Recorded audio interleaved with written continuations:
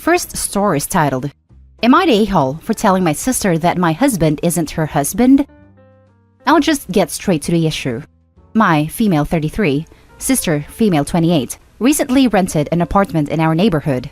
She moved out after she broke off her engagement with her fiancé of 4 years. She has a demanding job, she works long hours, nurse, and added more days' work to be able to pay for rent. I'd cook her meals once to twice a week, and my husband would take them to her. I'd show up and clean the apartment for her out of respect for what she does, which is pretty stressful. I knew she has been struggling, so I did all I could. She'd come over whenever she has a day off, to thank us for giving her meals and helping her out with the apartment. However, after a week or so, I noticed my husband cooking whenever I say I didn't want to, saying my sister could use a homemade meal. I'd call him to see where he was, and he comes home to tell me my sister had him clean the basement so she could move the rest of her things. She called him and had him carry boxes for her for a whole day. She'd call him and not me to bring her a charger because she forgot hers at work. It's like she completely forgot about me. I went to have a talk with her, and she barely found a time to speak to me. I asked her why she didn't call me when she needed something but kept calling my husband. She said she didn't notice and that I must be busy with my son even though my husband would help with him too. I told her to call me if she needed something and let my husband get some rest from working all week. She said okay, but it got too much when she called my husband's phone while he was napping, and I answered for him. She told me her kitchen faucet needed fixing and was messing up her kitchen, and so she called my husband to help her fix it. I told her he was napping and wasn't feeling well since the morning, but she kept saying just a few minutes, it won't take long. I reminded her that she should have called my phone, but she said that fixing the faucet was men's work. Anyway, I gave her the number of a plumber we know, but she complained about plumbers taking a lot of money. I snapped and told her my husband isn't her husband that she could call whenever she needed something. That just because she lives near, she gets to have him work for her. She got upset, and I haven't spoken to her since this conversation. My mom knew and berated me saying she's my younger sister, that she's going through a lot and I needed to help her. She told me I hurt my sister with my comment and that I needed to apologize to her. Added to say that she rented a ground floor apartment. It has a storage room that looks like a basement, and it's obvious she's struggling with rent because I think it's expensive. But it was her decision, so I can't comment on that. Also, those of you asking about her calling her landlord to handle maintenance, I honestly didn't think about it because I never lived in an apartment, and I don't know whether her landlord is even aware of these issues. I should quickly resort to us for help. But I'm definitely bringing up to see what the issue is. Now for the top comments. Not the a-hole. But, are you sure she really needed him to fix the faucet? I've been thinking the same thing. Same. Spontaneous basement cleaning seems more than a little suspicious. Your sister is not going to give herself limits, so you need to set boundaries with your husband. He needs to know how you're feeling and why you don't feel their relationship is appropriate. You sound like you're feeling insecure, which is fine. But you need to explain that what he's doing with your sister makes you feel bad, not the a-hole. My husband is clearly feeling uncomfortable having to get things done for her and told me he needed a break, but couldn't tell her seeing how she has been struggling to adapt to her new routine. Honestly, not the a-hole. She crossed boundaries. She had a warning. She still did it. Reminding someone of that never hurts. Next story is titled, Am I the a-hole for refusing to help pay for my brother's surgery after he told me to get married 3 weeks after my wife passed away? My male 34, wife female 29, passed away this past year after battling breast cancer for 2 years. It was an incredibly difficult phase, and a lot has happened in such a short time.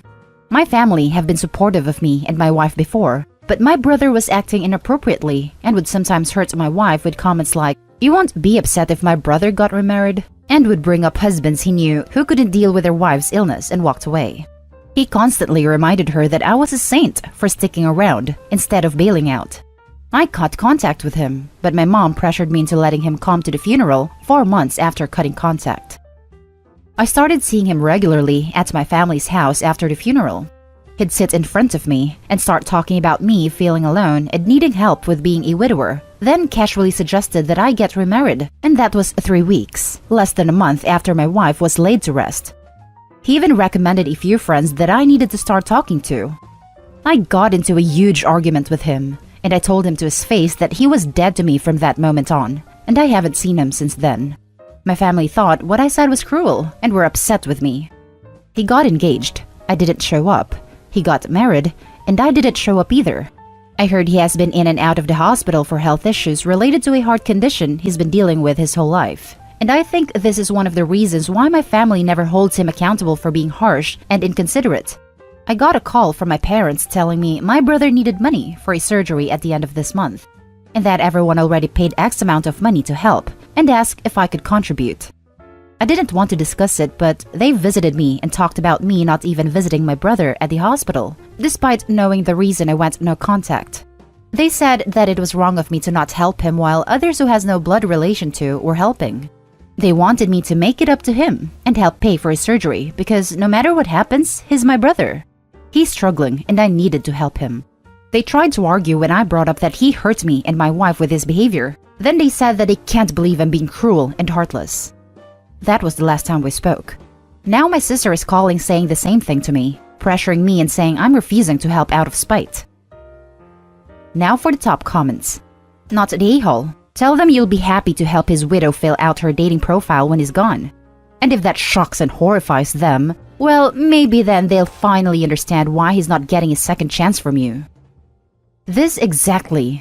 Why support the brother when he wouldn't support OP? Karma doesn't like stupid games and pays back in full. Not the a-hole. And the family can get over it and pay for their own son instead of expecting him to do it. Not the a-hole. He minimized the pain that you and your wife were going through and now wants money to help him through a similar situation? Screw that. He very obviously has enough people to help him financially without you being one of them. He should have been more sensitive to your situation, especially since he has health problems himself. He doesn't deserve you. I really don't understand why he'd behave like this towards people who suffer from illness when he's dealing with the same thing. I always thought he'd understand what others go through, but he's always being harsh and insensitive, and clearly has no respect for people's feelings. Now for the last story. Am I the a-hole for embarrassing my sister-in-law's partner in his own house? Sister-in-law is Kate. Sister-in-law's partner is Bob. My partner has a big family. We ended up together several years, and at first, the family didn't like me. This is because I was different to my partner's ex and her siblings' partners. What I mean by that is all the sisters have children, and their partners are not good fathers. Their own father left and returned, and then left and so on. So that was their norm. They saw me as strange for interacting well with my stepkids, kids that were not biologically my own. Over time, they came to accept me and realized how I was interacting with my stepkids was good. Even Kate's own children loved me. Her youngest, which is 2 years old, adores me, which Kate found unusual as he normally stays away from men. I assume that's because with a family full of females and absentee fathers, it's hard to get used to males, but easily fixed when you ride down a slide. Until yesterday, I had never met Bob. He never attended family gatherings and was often working away. The rest of the family don't like him, and even Kate herself prefers when he is working away. But due to everything that has happened, he is in the house 24/7. I wanted to give him the benefit of the doubt, as they once thought the same of me. I was wrong. Yesterday, I dropped the kids over hers for a week while my partner goes into hospital. Once I dropped her off, I went back to Kate's, as she lives close to the hospital. Kate took my kids to pick up her youngest from nursery and said I can wait in her house. She told Bob, and out she went. As soon as that door closed, he came straight downstairs and squared up to me. He told me that this is his house and he is in charge. That his kids are his and I need to stay away from them. He was practically screaming. It went on for about 10 minutes and I stayed quiet. There was no chance of me getting a say in. Kate came home and Bob was all smiles. So I asked Kate if there was something wrong with Bob while he was in the room. She asked why and I explained all that happened. I asked her if he was insecure about something, if he thought I was trying to take his kids. She saw red and berated him. He didn't have a reason for reacting that way. Hell, he couldn't even get anything out. He stood there, shell-shocked. I feel bad about how I handled it, but at the same time, nothing I did warranted his behavior. First time I even met him. Now for the top comments. Not the a-hole. This is perfect. He clearly ain't the boss in the house. Exactly. Thank God she stood up to her husband. He is way out of line, not the a-hole. What Bob did was a dominance display, trying to show you he is the boss, as you yourself point out. By bringing it up in front of Kate, you completely undercut his attempt and showed you are not to be threatened. That said, he is not going to like you for it, although that would have been a losing battle anyways. Just be wary of him escalating, not the a-hole. P.S. You're also probably right that it comes from a place of insecurity. But that's his problem, so don't let him make it your problem. Not the a-hole. You are a legend. I'm just picturing him going absolutely berserkers on you. Then Kate comes back, and you casually ask, "So, what's wrong with this guy?" In front of him. Legend. Her flipping out on him is just icing on a cake. The guy tried acting tough, but crumbled like a cookie when his wife got in his face. Clearly, something is wrong with him, and you're probably right about it being an insecurity of some sort. And that's the end of this video, folks. As always, leave a comment and hit like and subscribe. And if you want more of this content, turn your notification on to get updated on the latest videos. And I'll catch you in the next one. Stay safe.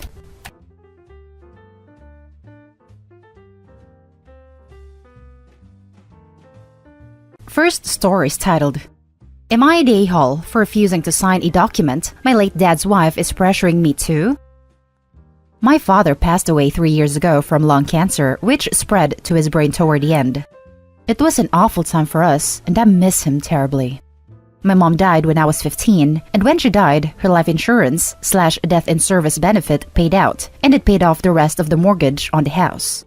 Due to my dad being, at the time, an aggressive alcoholic, I moved out when I was 16. We still maintained a rocky relationship, and then later years, we were much better, and we were very close. I loved him so much despite the bad stuff. A couple years later, he met his girlfriend. Eventually, they got married around 2015. I never totally got on with her, nothing in common, and hard to relate with. But my dad was happy, and we had a polite relationship, as I wanted my dad to have a companion. I've never considered her a stepmom. Anyway, after he died, I found out that his will had been changed 2 weeks before he passed, whilst he had a large brain tumor. Without my knowledge, I am one of the executors, so quite surprised I wasn't told, which meant the sale of my parents' home would go from being split 3 ways, to her getting half and my brother and I the other half to split. We were not happy with how this went down, but we have to accept the change to the will and moved on. She has now decided she wants to sell because she wants to move. She mentioned she wanted to get some work done on the house to increase the sale price, and I emailed her saying not to spend much as it wasn't worth it and it was unnecessary. She invited me over a few weeks ago to see the work and to give me some documents. When I got home, I looked at the document she wanted me to sign, agreeing to deduct nearly £16,000 from the sale of the house to pay herself back for the work. Some of it was done ages ago, and clearly for her living comfort, and other paperwork only gave quotes for work, not actual receipts or invoices. The terms of the will are that she could live there until her death, but she is responsible for the upkeep and maintenance as well as bills. She has lived there for 14 years rent-free with my dad, and 3 years without him. My friends, family, and I think is an absolute piss take to ask us for this money, considering it is our family home, which not only did both of our parents have to die for her to get, but is our only inheritance from our parents. She is now pressuring me to agree to this, and I am not happy I am being bullied by her to sign. She wrote the document, not a solicitor, and no solicitor has been involved from her end about this. She has now told me she will withdraw the property from the market if I don't agree. Which honestly, even though I am struggling financially and need to pay off debt, I don't care about, because if she lived there until she died, then the house will just go to me and my brother, and her adult kids won't benefit from my parents. So, am I the a-hole for protecting what's left of mine and my brother's inheritance? Edit. Thank you all for your advice and help. It's been very reassuring for me. I'm speaking to legal assistance Friday. Now for the top comments. Not the a-hole. Don't sign that. She wants to take advantage of you. Exactly. My husband is absolutely adamant that I don't let her bully me. I just suck with confrontation, and she's blackmailing me now. Edit. The blackmail is more of the threat of saying, if you don't sign it, I won't sell. Which, to be honest, is ridiculous, but maybe blackmail isn't the right word. I got the email yesterday saying that, and I was furious. I'd take it a step further and contest the will. You can probably change it back to the original agreement, considering your father's brain tumor. I'm sorry for your loss, by the way. This can't be easy on top of it all. But I'm not a lawyer. I did see a solicitor at a time when we realized the will had been changed, and was told it was a waste of time. I'm starting to think I should get a different opinion, but I can't afford a big legal battle. Not Day Hall. She is being shady. I would contact the solicitor if your father changed his will 2 weeks before his death with a brain tumor. It could be contested. I tried in the beginning and was told it was very difficult to contest the will, and as I was grieving and in a bad place at the time, so I just buried my head in the sand. She has made everything difficult since, and even blocked my access to the house. It's been hell. Now for the next story. Am I the a-hole for not giving my child's survivor's benefit to my stepchildren? My child's father and I were together for 5 years and have a 2-year-old child together. Well, before we met, he struggled with alcoholism, which had caused problems in his first family. He had 2 children prior, who he wasn't a good father to, as he was mostly absent on benders. They were raised by their mother, who is apparently nice but flaky. By the time I met him, those kids were both over 18, and he had had years of recovery, so it was hard for me to judge. He was a loving and attentive father to our child, and so I didn't think about it. He died of liver failure when my child was 2, and now it's just us. He had nothing but a medical debt, which I didn't inherit thankfully as we weren't married, so all my child has is survivor's benefits until they are 18. My child's father's 2 older children, my stepchildren, are both over 18, so they aren't eligible for anything. I currently use it as child support and save as much as possible for college and a future nest egg. My stepkids have figured out that as a minor, my child is getting money and are clamoring for their share. They are claiming that since it's the only inheritance, it should be split equally among all 3 of his children, not just all for the one who was the lucky age. They also say that because he was absent and bad for them, they deserve his money. It isn't more anyway. They've gotten some of his relatives to agree with them, and now I'm stuck choosing between risking my child's future or risking burning bridges that I'd rather not burn because they are my child's only connection to their father. I am currently refusing. I realize that he was bad and absent, but I don't think that's on me or my child to fix. But is the money worth nuking half my child's family relationships? Not Day Hall. Do not agree to sacrifice your young child's future to give the Social Security money that is intended to help you raise your child to 2 grown adults. If you do this and Social Security finds out, your child could lose benefits or you may no longer be allowed to be the representative payee for your child. Send every single person who is harassing you about illegally diverting your child's benefits to his grown children this link, and tell them that you have no intention of breaking the law. The people who are harassing you are not your child's only link to his father. Your child has you, and any of his father's family members who are trying to steal from a fatherless 2-year-old in violation of federal law are not people you need around your child. I wish I could give you an award. This is an absolutely perfect way to shut them down. Not the a-hole. Not only are you not the a-hole, what they're asking you to do wouldn't be legal. There are guidelines on what you may use Social Security survival benefits for, and handouts to other family members aren't on the list. If you're getting a lot of pushback from them, maybe let them know that Social Security disallows you from doing that. Not the a-hole. I would 100% like to see children of the deceased getting a fair share of inheritance, even if only the new family is officially granted it. This isn't inheritance. Having a parent die sucks. Having a parent die poor sucks. There is no inheritance here, and that sucks. But it's not on you to take from your child to make up for your partner dying poor. Now for the last story. Am I the a-hole for moving out because my girlfriend moved her mom in? A few months ago, I was near the end of my lease, and instead of renewing it, my girlfriend asked me to move in with her. Our relationship was at that level, and she needed help with rent since her hours were cut, and she had been dipping into her savings to get around, so it just made sense. I ended up paying 60% of all shared costs. We were going to go 50-50, but since her hours were cut, and I already made more than her before that happened, so I figured it would allow her to replenish her savings. It was pretty great for a few months, until she, out of the blue, told me her mom was going to come live with us as she had lost her job and house. I told her I was not comfortable with that and asked if there were alternatives. She said that she could live with her grandma, her mom's mom, but that her mom felt it was humiliating, so that was a no-go. I still told her I was not okay with this. Apparently, living with her adult daughter and her boyfriend is less humiliating. Now, it is worth noting that her mom is, well, weird. She is very obsessive, entitled, high maintenance, puts her nose where it doesn't belong, and is a very dominant do-it-my-way type of person. She once had a meltdown because my girlfriend baked a cake for her nephew's birthday, and so did her mom. She did not know about this, but my girlfriend's cake was better. And cue meltdown. I got dozens of stories like this. My protests were ignored, and 4 weeks ago, her mom moved into the guest room. Day one was already a crap show. I was going on a grocery run and noticed my grocery list had a ton of extra stuff on it. When I asked, her mom said she added it. So I asked her for money, and she said she had none, and my girlfriend acted like I was a jerk for asking. It turned into an argument with my girlfriend where she said it's her name on the lease, so her choice who lives there. Long story short, I noticed in the store all of the stuff she added was brand stuff and costs way more, and when I got to the cash register, I had to pay $220, where I usually spend like $90 at most for the two of us. I put it on my girlfriend's card, cause hell, I ain't paying for that. When I got home, I called a buddy, asked him if I could crash at his place for a bit, a few weeks at most, while I look for a new apartment.